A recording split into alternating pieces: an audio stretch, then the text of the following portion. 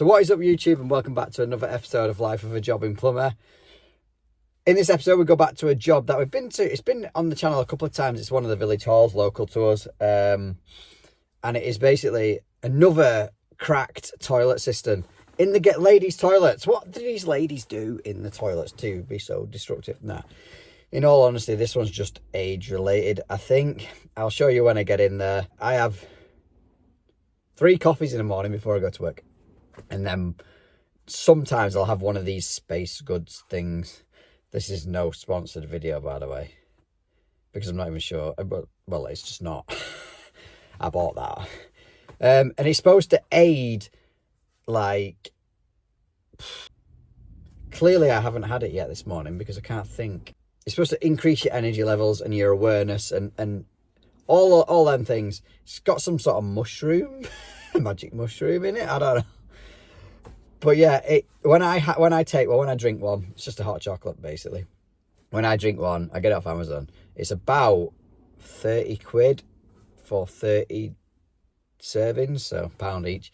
When I take it, I do feel like I'm a lot more alert, and things just seem to be clearer when I'm at work. So that's why I do it. But it's probably all just in my head. I'm not convinced it actually does do anything. I think it's just in my head. Anyway, let me know if you're on any supplements like that. It's apparently full of vitamins and all that crap. And how you get through life, I suppose. Most people's is with coffee. Mine is with coffee too. But yeah, sometimes I have that. And this morning I'm feeling a bit groggy. I'm like, oh, well, let's get one of these because I've got a busy day ahead. You might not see all that day. We've got this Cistern to go and look at. Then we've got a breakdown on a boiler, which is making a gurgling noise. Guesses in the comments on that. And I've got just a standard service to do, and then I've got to go and change 2 sets of basin taps. And the school run. So let's get straight into it. So we're here, back at this one. Sounds like something big's coming past. I'm that sad. I love big engines, tractors, anything like that. Let's turn some lights on.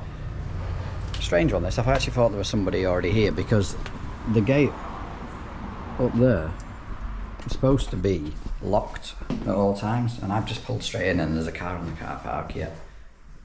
There's nobody here. So I don't know where that car is from or anything of the such. And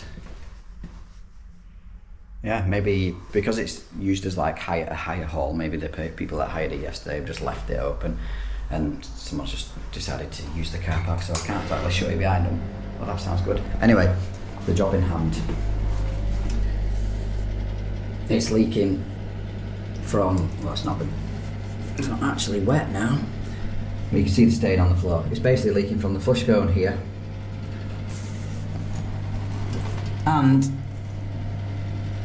from that nut there. And when obviously I've changed this. I changed it last time I was here because it was leaking, and when I took it out there was, well, you can't quite see it on the camera, but there's splits around the hole in the bottom of the cistern, so it's just cracked. That's what happened with that one, which is why we replaced it in the first place. The one I've got this time is a Twyford's one, which I built up last night. I'm going to insert a clip now.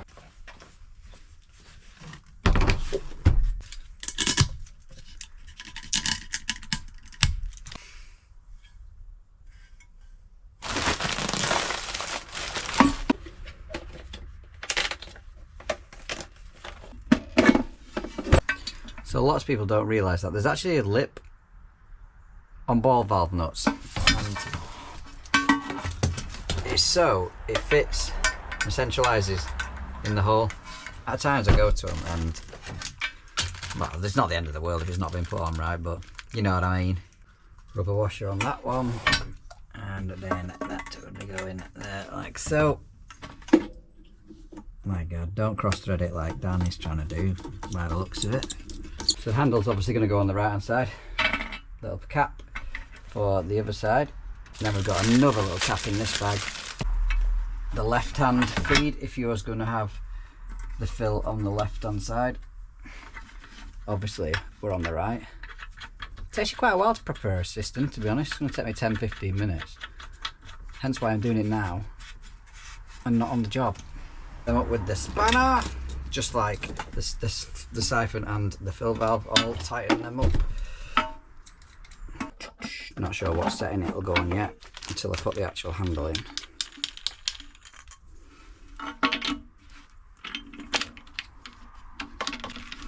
So I always put everything in loose at first, because, well, just so I know where I'm at.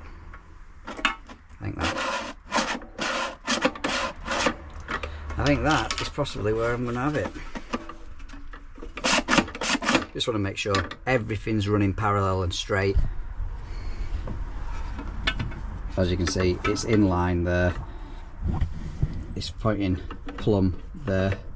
Everything nice and straight. And I've got a little screw to tighten into there to hold it onto. So all that's left to do now is to screw on the ball on the fill valve. And that is us prepared for tomorrow. So yeah, because I'm up against it, basically all I want to do is go in, whip the old one off, drop the new one on. Might not even use them L brackets if I can get away with it. We'll see. Drop the new one on, pipe it up, test it and get out of there. That's the plan. Don't want to be messing around dressing this in the morning. The next time you see me, we'll be on tight. So yeah, basically it's not going to match. I'm sorry about the lights flickering. It's not going to match that one. It looks more similar to that. But yeah, first things first, we're going to have to go down in the cellar and turn the water off, because as usual there is no isolation valve. Oh, I hate going in this cellar. If you remember it last time, it's damp, it's wet, it's dark, it's full of toads and spiders. It's like an I'm a Celebrity Get Me Out of Here challenge. Let's go and find the key. Not sure which one it is, but gotta be one of them. Oh, first time. Oh. Good. Couldn't even get over the gate because that's locked and I couldn't find the key for that. Torch. Oh man. Oh man, look at the state of this, man. You have to, these are like rafts. Stop taps over there in the corner with the meter. This is where you get covered in bloody cobwebs. I love it.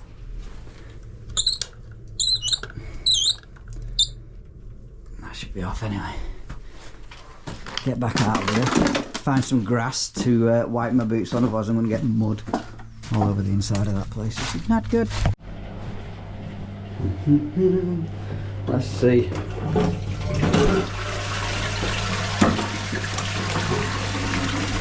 Looks like the water's off anyway. Right, so I'm going to cut this off here and put a little isolation valve on before doing anything, so I can get the water back on in case the cleaners come.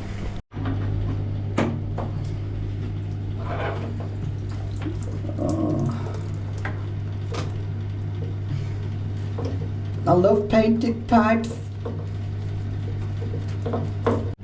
Still using these today's tools, Pitbull pipe cleaning tools. So I've got 15 and 22 and they're about 30 quid for a set. They don't last long.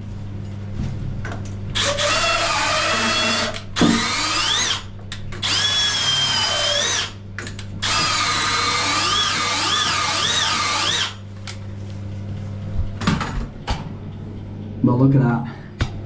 Dead easy. The only reason why they don't last long is because the nature of the beast, there's water in the pipes, and obviously it swirls round, even if it's not actually dripping, but it swirls round, gets in the bottom of the cleaning thing and rusts away the bristles. So they do last about approximately 6 months, so they still are worth it. But yeah, mind you, cleaning strips don't last forever either, do they? But that's all nice and clean, ready for us to have ball fix on. Right, so the ball fix is on now. In theory we could actually get the water back on, but we might have to reuse this overflow fitting because I haven't got one. I forgot to pick one of them up. I don't know if the siphon that we've got has got an integral overflow in it either, so... Ah, for God's sake. Look at them rusted screws. I'm just going to have to pull them out of the wall, flathead behind him. Hopefully it'll pull off. Oh my God.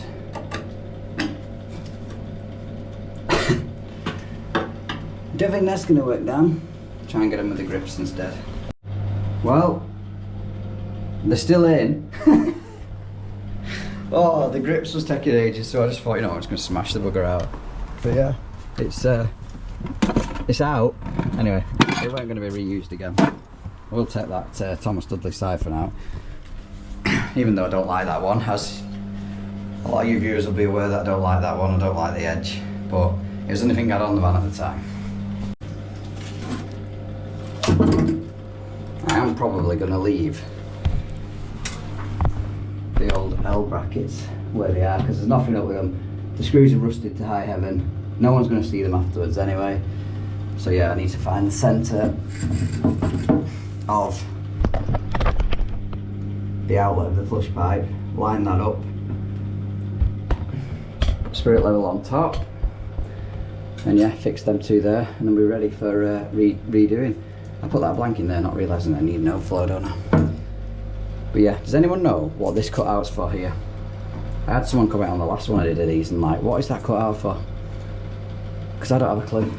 So as you can see, my level is running bang on centre of the flush outlet and bang on centre of my, that's not actually, of the outlet of my flush siphon. And we'll get our spirit level and just see what it wants.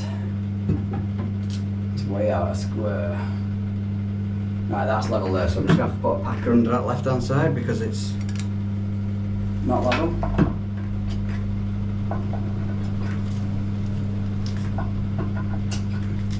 Using the marksman to mark these holes because obviously they're a bit of a nightmare. You can't just get any old Sharpie in or anything like that. Just shoots a chalk, a green chalk dart, and you'll see what it leaves in a second. Not sure it's picking up, but two little chalk darts. That's our marks for drilling. So we've got a couple of stainless steel screws to obviously stop it rusting inside the cistern, and some plastic washers again to stop it rusting.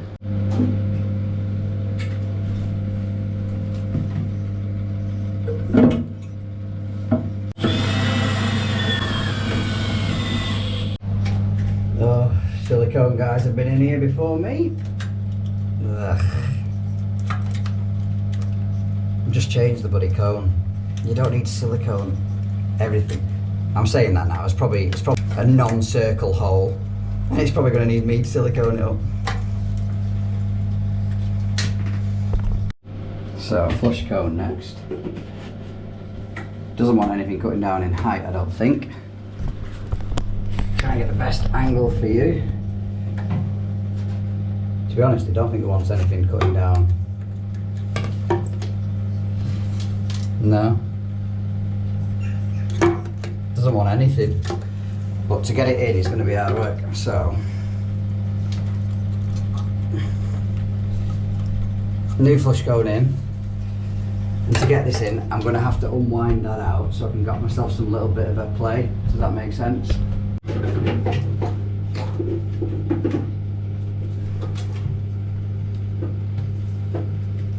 Oh shit. Oh, this flush cone's crap. Crap. I don't want to put any grease on it because sometimes it makes them a bit too easy to pull in and out.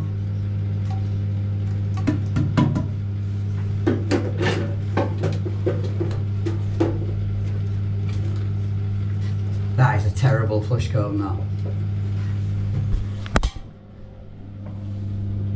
Look at the state of it, it's so friggin' floppy and baggy. Do I swap it now for a plastic one? I think I might do. That plastic one, Viva, is miles better, mate. Miles better. So, all we've got to do now is wind our siphon back in.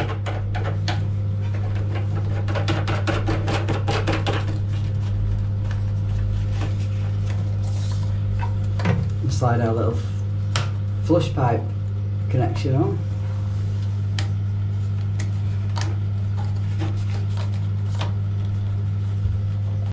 To me, the washer on that was miles too big. It didn't taper up inside the bottom of the siphon, which is what I expected, but I managed to get it on anyway, so that's that bit done. Let's get this piped up. Hopefully bent tap connector. And I'm going to pull a bend. Well, I have pulled a bend. Pull that off there. Fibre washer. It's nice and slack as usual. God's sake. Bit of paste on it. Belt and braces. Trying not to cross thread it is the hardest bit. Right, that's in. However, I have a feeling that's going to leak, but thankfully I've got the isolation valve. Let's go back in the dreaded sheller. I'm not even going to clean up and mop the floor before I turn this on because I already know that's going to piss out, so let's all watch it together. Yep.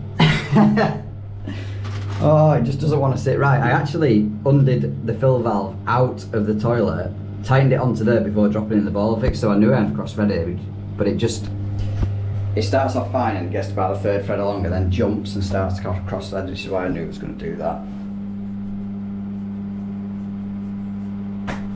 Crap. You can't see any real damage on the threads as to why it's jumping a thread. It starts off perfect, as you can see, for a good few turns. It's nice and square. As soon as I go to nip it up,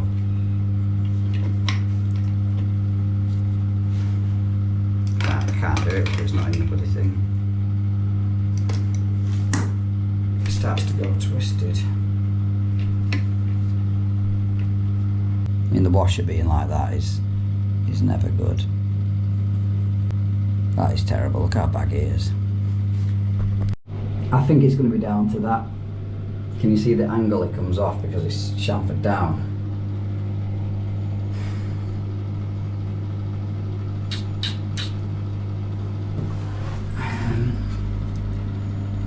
As soon as I'm just putting a load of pressure there to get that plumb and square, and you can actually see it moving on the plastic, on the tap connector.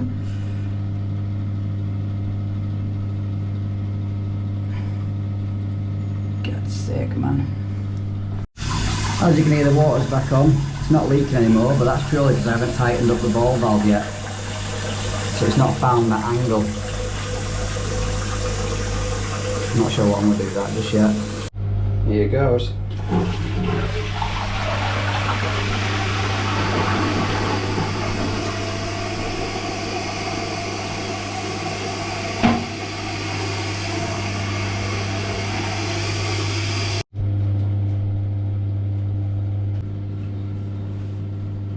I've had that out because we were leaking before.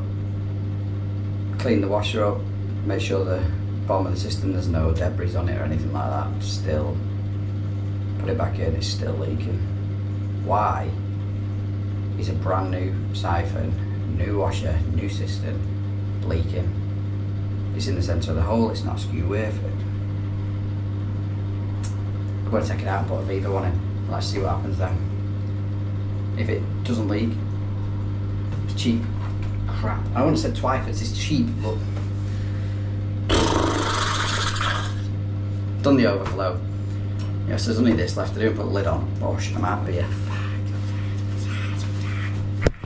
Get the wet vac in to empty out the rest of the system, but I'll just show you what the issue was with the old one.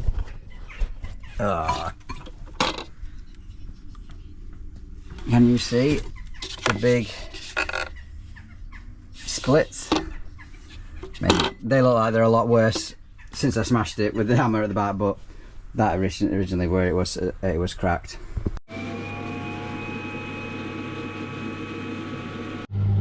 Right, new Viva one in. I've even changed the flush pipe cone and nut for a Viva one because it just sat miles better. We can all witness this together. Oh, what a surprise! No leaks. Again, I'm no way affiliated or sponsored by Viva. I just like their stuff. I know lots of people say it feels cheap. I don't understand why. Always been good to me. Twyford's supposed to be good. Absolute garbage. I might seem angry, but I'm not. It is irritating, but it's just one of them things. It's nature of the beast with this job. The problem that I have now is that's like a 20 quid 3-part Viva siphon that I've put in there. Because of what? Because of Twyford's rubbish quality. It's priced, this job, so that's me losing out on that. I could maybe go back to City Plumbing where I got it from and say, like, look, this weren't fit for purpose, but it's not worth it. It's simply not worth it. I'd set this one on as each in. But other than that, job's done. And this one's got an internal overflow anyway, so that one probably will not be, wouldn't be needed anyway. That is it. Job is a good one. Right. Next one apparently whilst we're here is the gents toilet. What's this? Doesn't, oh well, apparently backs up.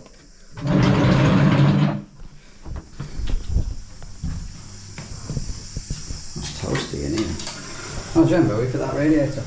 Is not in properly in that though. What the hell is going on? Look at the state, man. I don't know if you see that, it's moving all over the place. Try and take them screws out and put 2 new ones in and maybe some CT1 around the base. But let's see if it backs up. Yeah. Yeah, it does.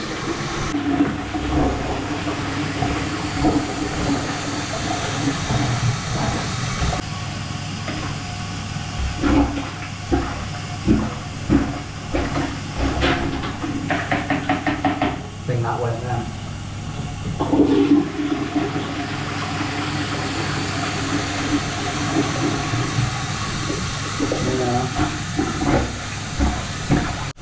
A few more plunges later.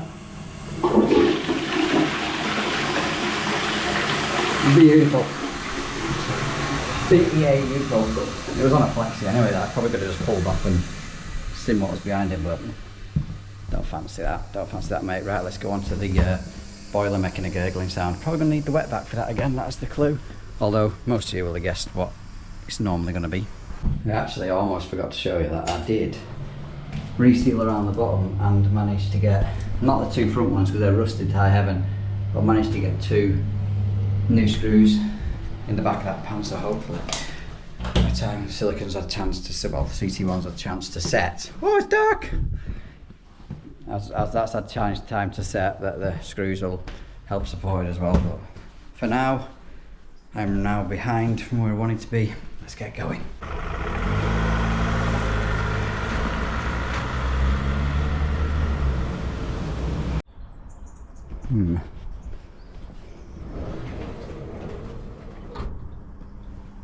So apparently this one you can hear gurgling through the flue. Well, the condensate, oh, something's dripping. Let's get the cover off.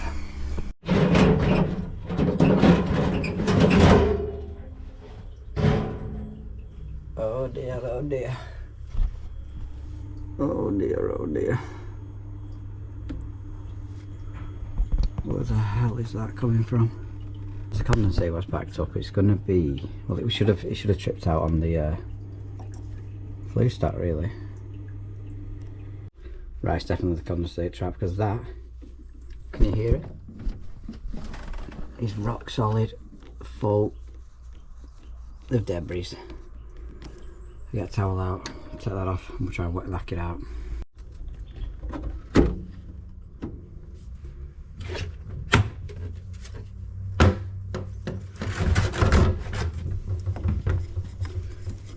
Right.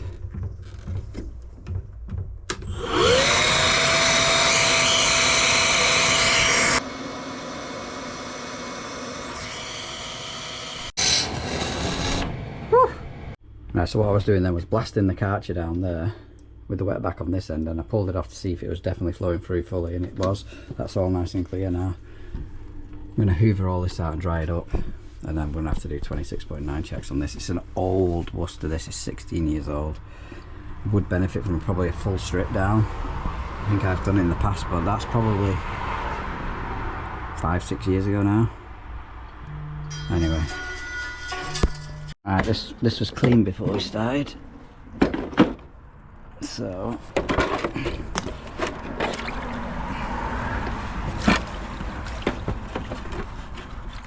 not loads of sediment, but enough. Right, next job I've got to do is I've managed to snap off the flow for well, pull the cable out, so I'm going to have to sort that out. I've done this before. So that's that little plug-in pieces. You just have, there's 2 bits of the cable left in it. It kind of cuts the cable and clamps it at the same time. So I've just cut my 2 ends off and I'm just going to put them 2 back in there now, and then put this plug back together and it should work. Not that the boiler stops working anyway, you just have no temperature control on the hot water and the blue flashing light all the time. Doesn't actually stop the operation. Right, it's the mister done. Better clean this bugger out because that looks full, doesn't it?